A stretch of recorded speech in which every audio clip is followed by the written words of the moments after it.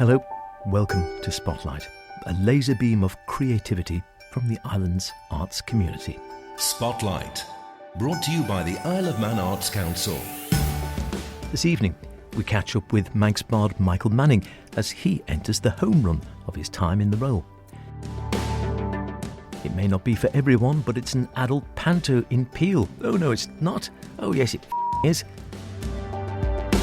As is traditional on Spotlight, we hear just a little of this year's Cleveland medal-winning performance and get a taster of a large musical event which is taking place in Liverpool this weekend.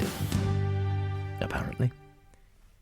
Remember, do get in touch with any creative artistic endeavours you may be involved in, planning, hoping to create, or would really like to, yes, you know, put in the spotlight. Poetic, visual, comedy, musical, literary, mime, all the rest.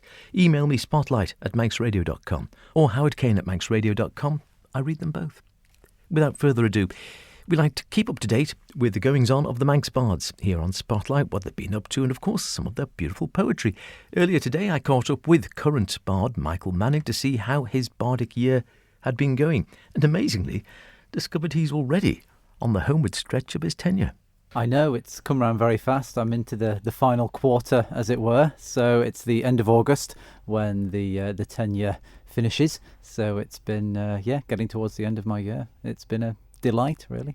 And anything like you imagined it? I don't know whether you did think about it before you actually took the role on, but it was sort of anything like you imagined it would be, or totally different?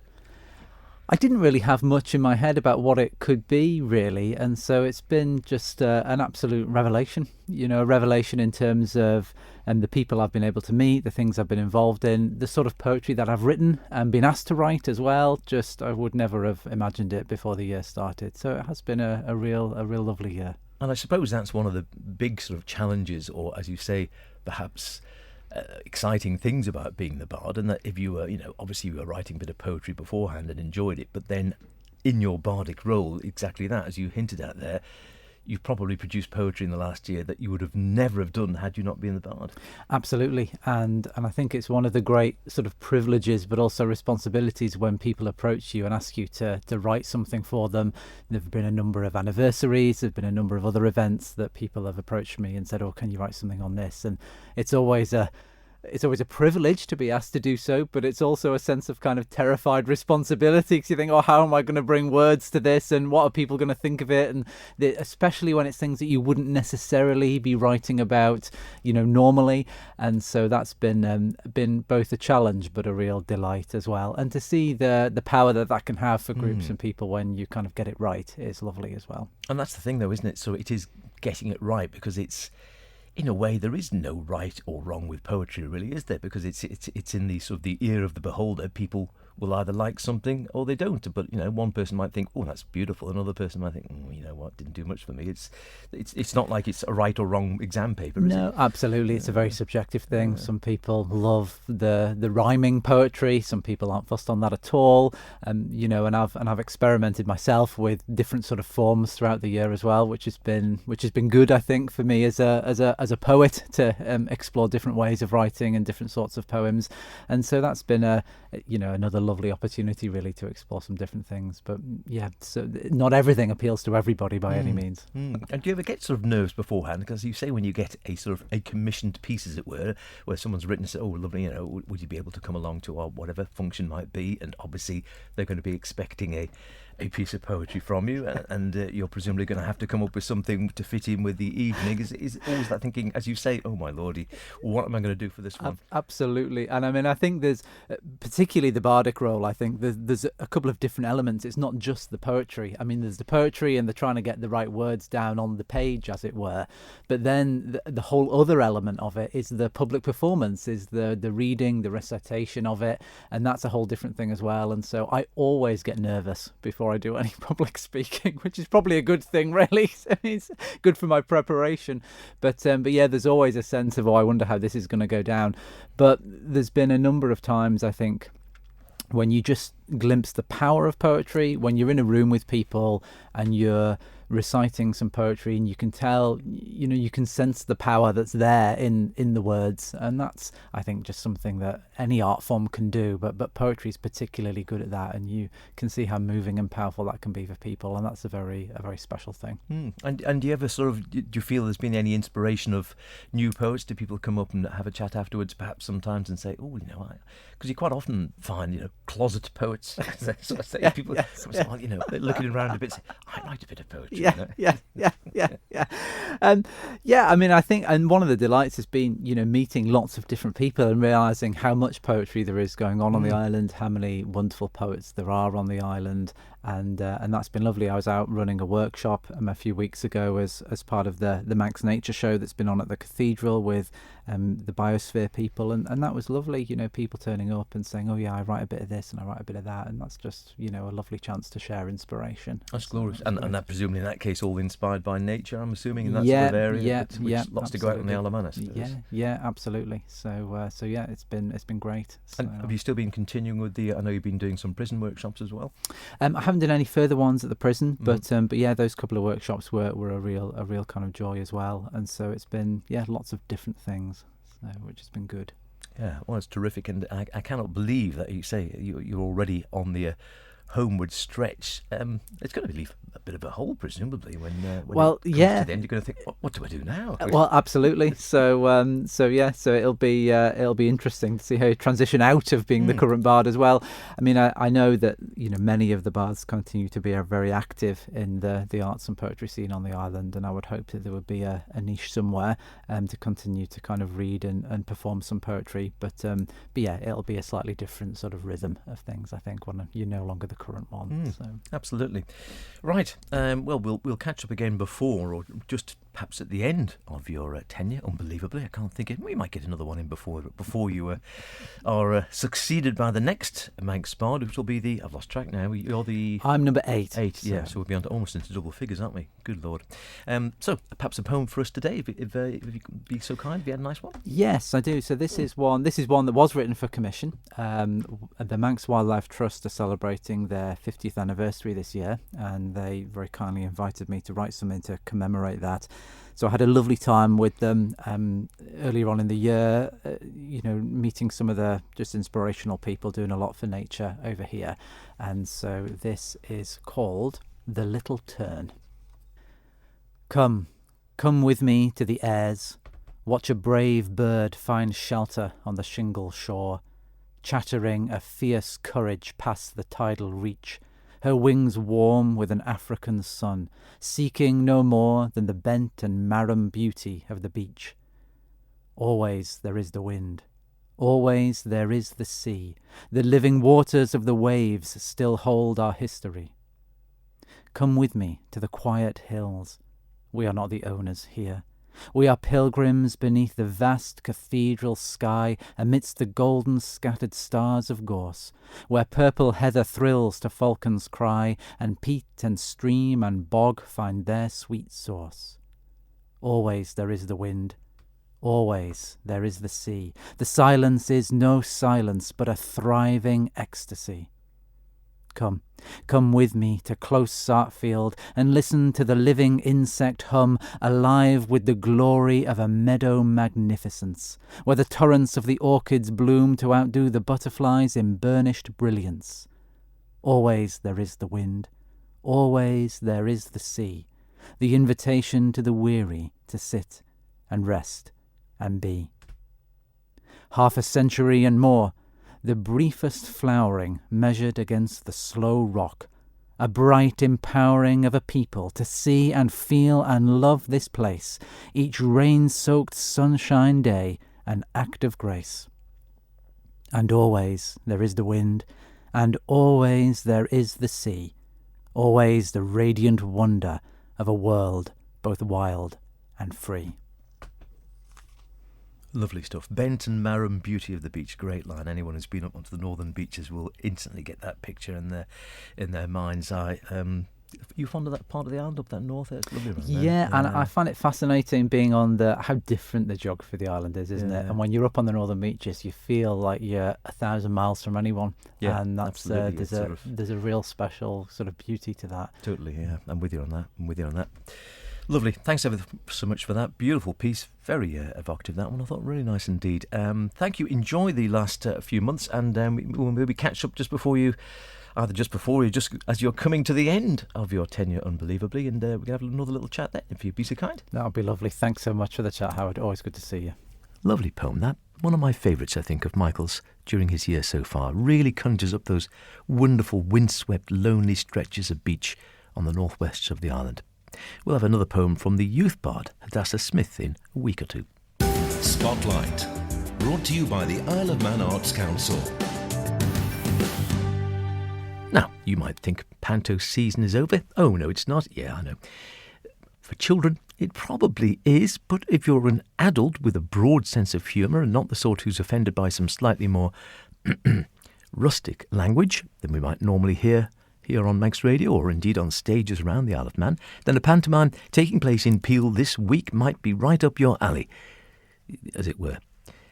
I went along to final rehearsals at the Peel Centenary Centre to find out more, and I spoke to director of what's been billed a filthy fairy tale, Victoria Reynolds. I'll disguise myself and sit spinning, watching her like a dwindle. And all that'll take is one tiny touch of my enchanted spin.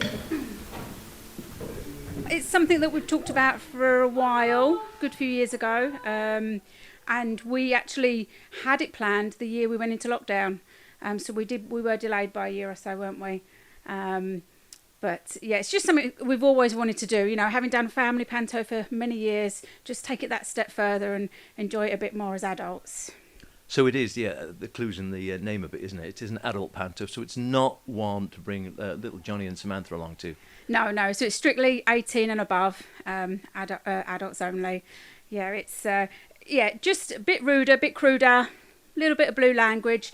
Not for everybody, you know, not for the easily offended, but you know, if you've got a good sense of humour and you like a little bit of something that pushes the boundaries, then this is the show for you. So tell us a bit about the actual show itself.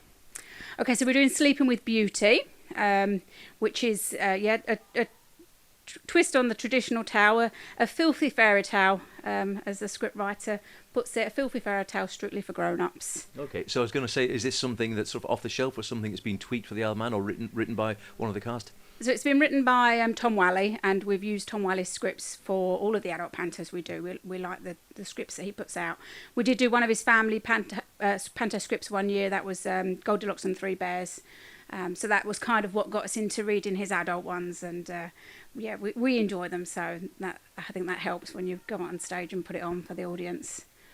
And what about Cass? We can hear them perhaps a little bit in the background. I've just been sitting in for a few moments. Things going very well. Coming up to the first night shortly, of course. So nerves are always getting a bit that way. Tell us a little bit about some of the people in the show itself. So we've got some familiar faces. We've got Mark Britton, who's playing the Prince. Eels loves to swear. Oh yes, very much so, and he likes a bit of ad-libbing. Yeah. So we can rely on him. He does that in the non-rude pantos as well, doesn't he? Yeah, to be fair, yeah. We do let him have a free rein, and even more so with adult panto. We've got Michelle Caine as the evil fairy, Kaylee Smart as the good fairy, Lisa Mellor is the princess, Lawrence Watterson is our dame, the queen, and hopefully that's... Oh, and Amy Brown as Muddles the jester. Uh-huh. That should definitely be everybody. Okay, so it is a sort of a good against evil story, but with a bit of added filth. Yes, very much so. So the tagline is "It started with a prick," and yeah, there's the spinning wheel has an interesting prick to it. So that'll give you an idea. The mind boggles. Mm-hmm. Okay, so it's yes, it is something, as you say, it's not, you're easily offended if you don't like a bit of bad language, a bit of crudity or whatever. It's one of those ones that, well, just don't come along. But if you like something a little bit broader, a bit more adult based, this is the one for you. Yes, very much so. Yeah, and you know, people people ask for it to come back. So, you know, people that have been coming for the last couple of years, they enjoy it and they come back. So we know we've got an audience out there. But yeah, it's a bit niche in that respect. Okie dokie. We will have one of the stars here who's just been strutting her stuff on stage in. I'm liking the whip and the boots, to be honest. But just tell us your name. I'm Michelle Kane. Okie dokie. And you are playing? Cara Bitch, the evil queen, fairy. Evil fairy. I want to be queen. Okay. Was this typecasting or? Not in the slightest. You know, can you not see that halo above my head? So, have you done one before? First, second, third? Yes, it's my second. So I directed and starred in Cinders, which was the first one that we did, and I had the titular role. That was really good fun to put together. And yeah, so unfortunately I was out last year on maternity, but so happy to be back this year, and taking on the Wicked role is just fabulous. So what do you like about doing the adult pantos, and is it just the fact that you get a chance to swear on the stage and peel? Not even necessarily that. I think you do have a lot more free reign. You're not having to worry about, oh no, there's little ears listening or anything like that. It's just, do you know what, this would be really funny, and everybody goes, yes, that would be really funny. And it's the things that you want to see, that you want to hear the cast saying when they're on stage, not necessarily, oh no it is, and oh yes it is. It's, oh yeah. So it's a lot more tongue-in-cheek and sort of not necessarily. Yeah. And it means you get a chance to dress up in leather trousers and as a madame. As a madame, yes. I mean, the whip has been so much fun. Yeah, I can see it when you're on stage there. You seem to be quite enjoying that. I mean, yeah. Have you thought about a career change or? No. Well, that would be telling, wouldn't it? No, but I don't think any cast or crew member has gone unscathed from it. So, God help any audience members. Wielding the whip with joy, and the boots are a joy. You've got to go on just to see the boots, Frank. In fact, I suppose they're yours. No. Oh. I put on Facebook the other day that I'm practically the warm-up act for kinky boots, so, you know. Terrific. Okay, the all-important thing then, when's it on? We know where it's on because it's on at the Centenary Centre in Peel. When is it on? How many shows, and how do people get tickets? So we have a show this coming Friday on the 12th, and then we've got two shows next weekend, Friday the 19th and Friday the 20th. Tickets are on sale via the Centenary Centre website or direct at www.etickets.im/cc. Terrific. Well, all I can say is break a leg, or maybe I should say break a leg, I suppose. You definitely can. Tickets are selling fast, but are still available. It's adult only, remember, grab them while you can. It's worth it just to see some of the costumes. And yes, the Smetana of Smut, Mark Britton, is indeed featured as usual. Now, from the ridiculous to the sublime. We always like to feature a little of each year's Cleveland medal winner here on Manx Radio, given the history of the award and the importance of the Guild to the island's artistic scene over several generations.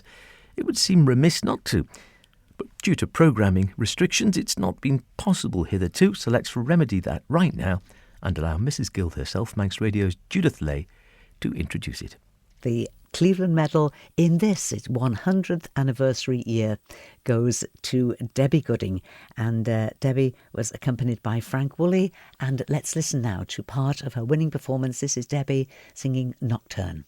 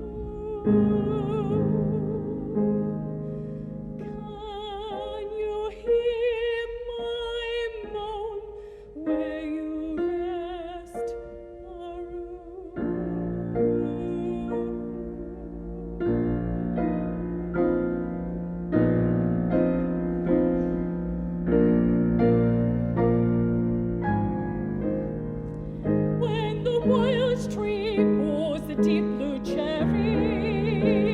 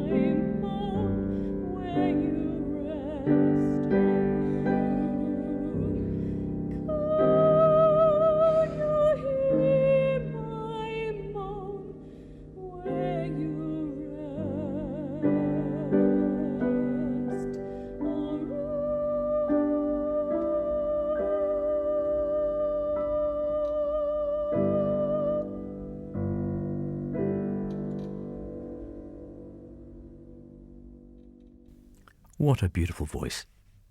Judith's is nice too. And the Cleveland Medal winners over the years, of course, form a who's who of some of the best singers the Isle of Man has ever produced. Long may it and they continue. Now, we'll stay with St Jude for the last couple of minutes of the programme, as just as I was putting the programme together, I heard from her to say that she was in Liverpool, currently ahead of some small musical event of their own over there in Liverpool this weekend. What's it called? Oh, I remember, the Eurovision Song Contest. After being in the doldrums for several years, the format seems to have a new lease of life, and there's been huge excitement over Eurovision this year, and the fact Liverpool is staging this year's extravaganza on behalf of Ukraine.